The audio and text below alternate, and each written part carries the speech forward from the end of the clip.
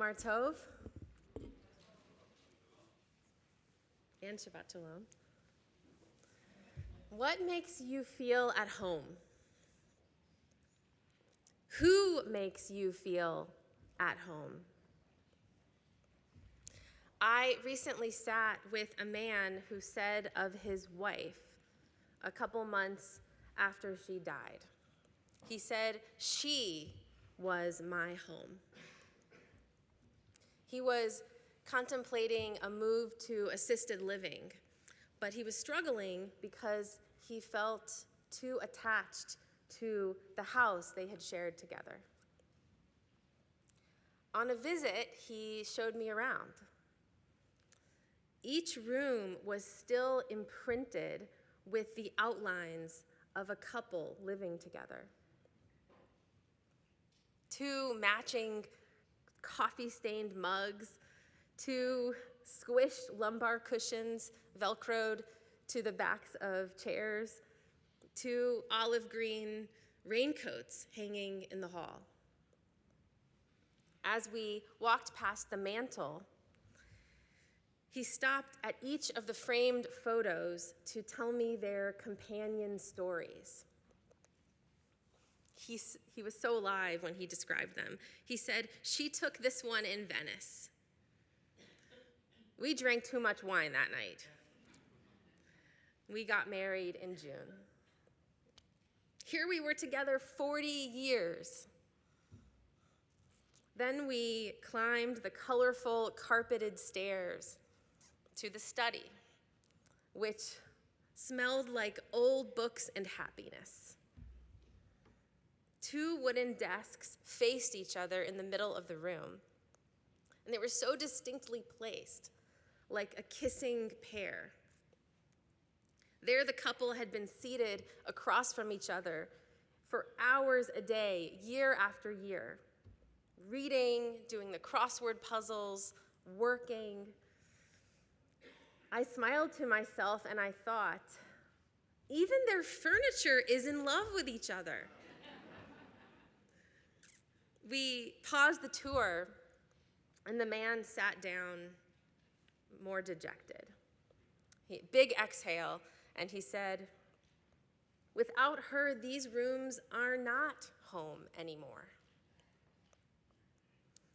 It turns out it had never been about the raincoats or the photos or the desks. She was my home, he said, missing the woman who used to sit across from him and flip a pencil between her fingers as she read. When he said to me, "She was my home," I knew I had heard that before, and not only from others who had lost someone, but also in our ancient Jewish literature. In the Talmud, Rabbi Yossi said, "In all my days, I did not call my wife, my wife. Ele karati leishti beiti. Rather, I called my wife my home."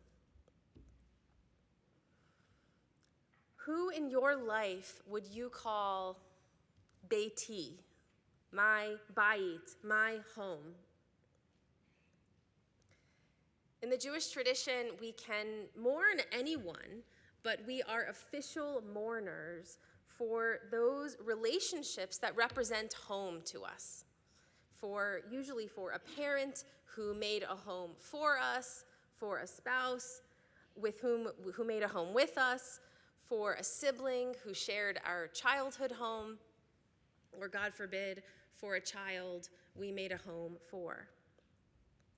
These people not only represent home, they are home. Let me tell you about someone I call my home. Someone I lost a long time ago, my grandmother Selma. I feel her presence often, especially on a quiet, soft night when I'm puttering around the house, nurturing and nesting. And you may chuckle, at this, but I feel her whenever I change a pillowcase. As the air flows past the fabric of the sheets, the breath of her life moves within me. And I remember what it felt like to be a child who was excited to sleep over at Grandma's house. After our family Shabbat dinners, my parents and younger sisters would go home, and then together, my grandmother and I made up the sofa bed in the den. I remember the laughter and the sweetness of those weekly rituals of ours. We removed the cushions from the sofa and piled them high on a side table. We unfolded the mattress, which was by no means comfortable, but I did never mind the metal frame bulging through. She brought over a stack of clean sheets and a pillow. She turned the pillowcase inside out, placed both of her hands inside, and grabbed the corners of the pillow through the pillowcase, and then flipped the case all the way through, which was like magic to me. Maybe you all already do this, or you want to give it a try, but it really works well.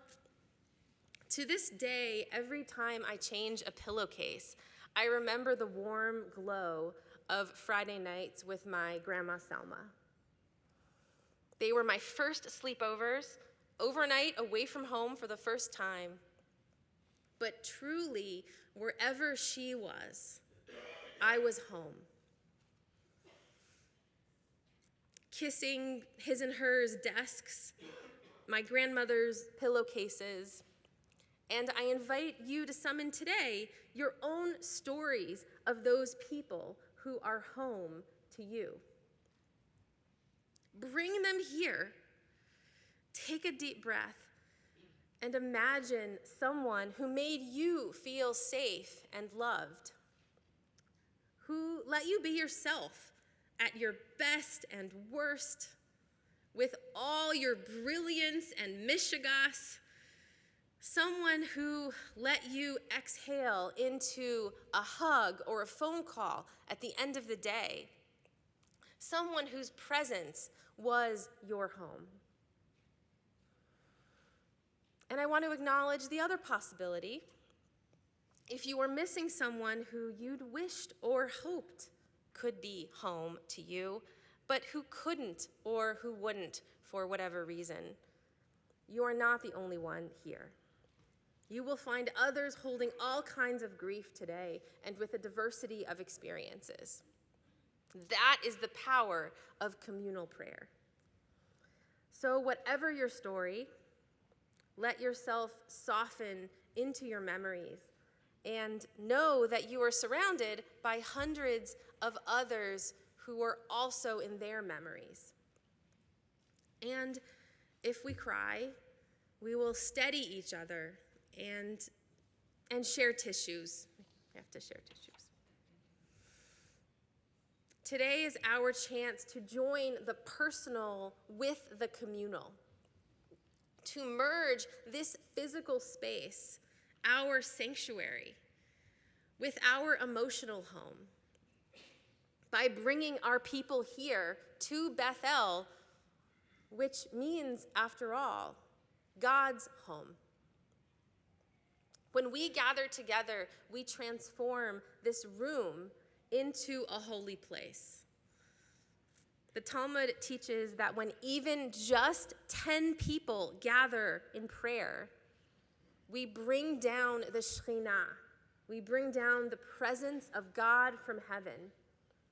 So if you imagine, how much Shekhinah are we bringing down today when we are many, many times 10? When we pray together, when we remember and grieve together, we amplify the holiness here and within each one of us.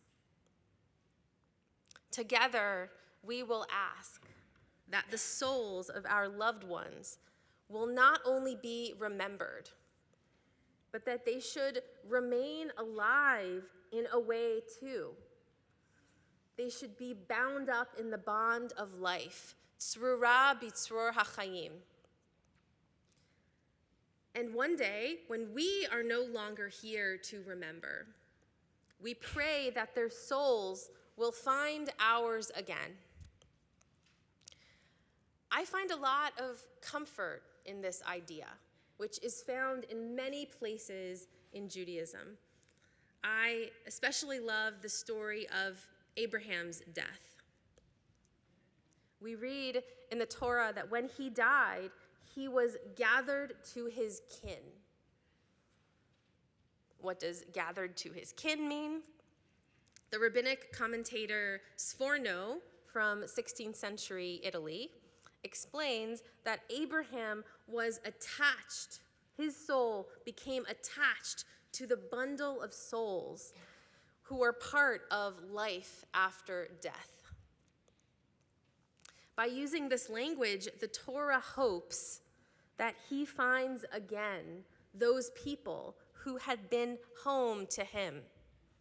Surely among them his wife Sarah, whom he had mourned so intensely in life.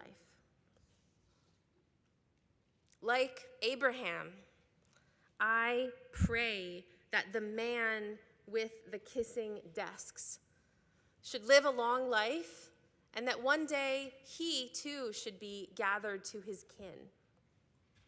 And so somehow he and his wife will end up sitting across from each other again.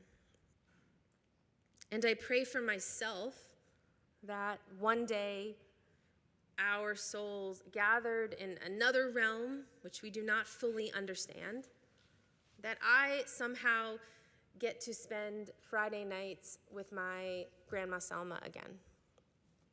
And I hope that for all of you, that your souls find your home people one day too.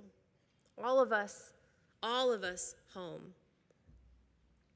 During times of uncertainty, strife, and struggle, when the stakes are high, when we are weary, when we are afraid, we long for home. And on this Jewish holiday, most intimately connected with grief and death and eternity, today is also one of those days when we most need the comfort of home. And we don't even have to wait until a time of mourning or memorial to recognize those living people who provide that kind of comfort to us, who are our homes too. Maybe there is someone in this room today, or maybe there is someone we can call tomorrow who is our bait. From the traditional Birkat Habayit, the blessing for the home. Bezeh hamakom tehi vracha v'shalom. Let there be blessing and peace in this place with these people. You are home.